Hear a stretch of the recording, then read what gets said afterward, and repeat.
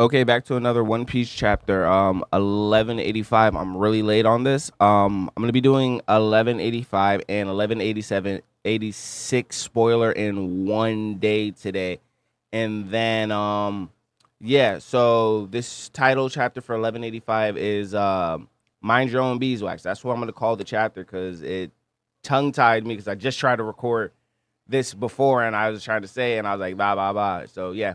So it's basically we restart back into Brook's flashback. The chapter is detailed as a tragic fall of the Esperia kingdom, which kind of sucks because the last chapter that we just talked about, Brook was going through.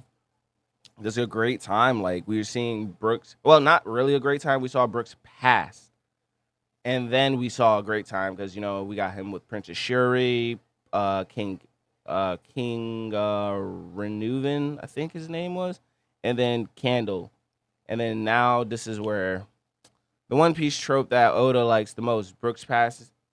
So then a smog starts in the kingdom. When Shuri was just 15, the smog just started.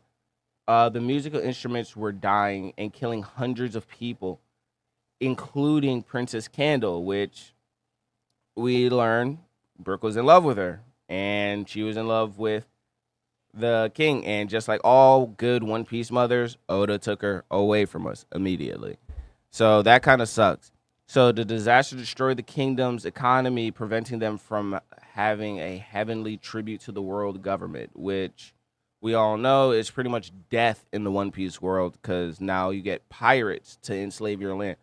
Not everybody's lucky to have a Luffy or Shanks or who else is a good pirate? Pull up on their island, actually like save them and help them and all this.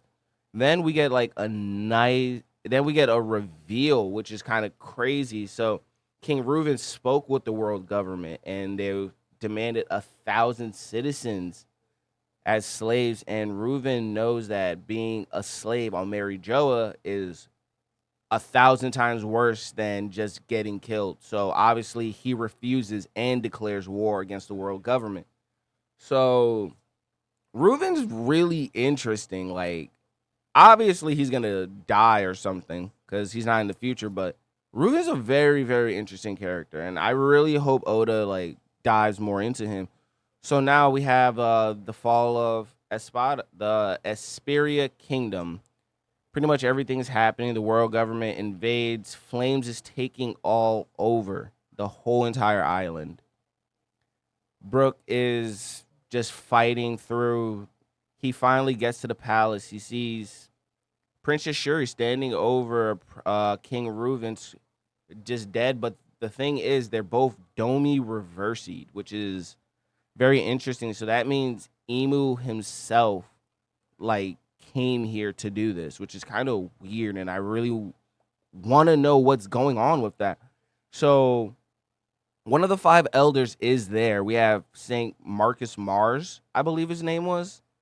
He's there. Shuri's there. And then we get a reveal. Well, not a reveal, but we see a brand new Holy Knight that kind of looks like Shiryu of the Rain, which is pretty interesting. Well, he doesn't really look like Shuri the Rain. He kind of looks like Akainu too. I don't really know, but all I know is he's a brand new Holy Knight, which is pretty sick. And I'm glad we got this. So see you guys in the next chapter. And peace. Like, comment, and subscribe next video.